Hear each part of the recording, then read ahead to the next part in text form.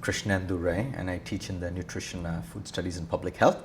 And my work is on the immigrant body and food.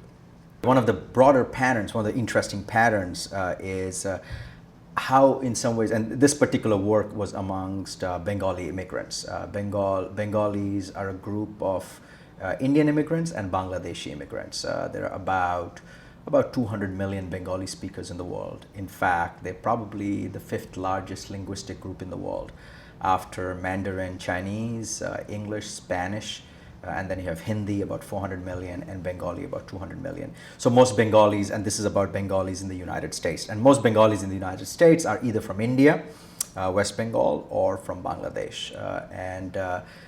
So this was a study of 126 families, a survey of 126 families, and some of the interesting patterns was, one of the interesting pattern was that how quickly breakfast gets westernized to industrialized cereal, toast, not coffee though in the United States, which was in some ways one of the sites of resistance, but tea.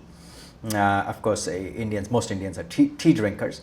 And it was remarkable how quickly almost all the families move quickly to industrialized breakfast and lunch for most of the folks at the workplace, slice of pizza, a sandwich, etc. Again, quite Americanized. Dinner, and the opposite was true, that dinner was most conservatively Indian and specifically Bengali. And Bengali means, in the Bengali conception, basically means rice and fish, some combination of rice and fish. And it was, in some ways, people were, we talked extensively about it, but people's attitude to these transformations was almost sublimated and almost at a subconscious level. So the pattern was, in some ways, revealed itself much more in the structure of the meals.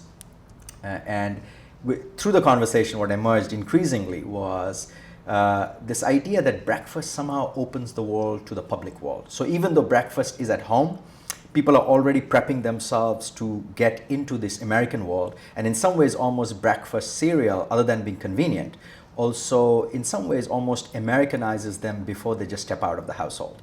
And as they stay in the public realm, they stay with what would be seen as, by now, mainstream American food, which itself is an interesting question, where pizza becomes mainstream American, which it wouldn't have been 100 years ago.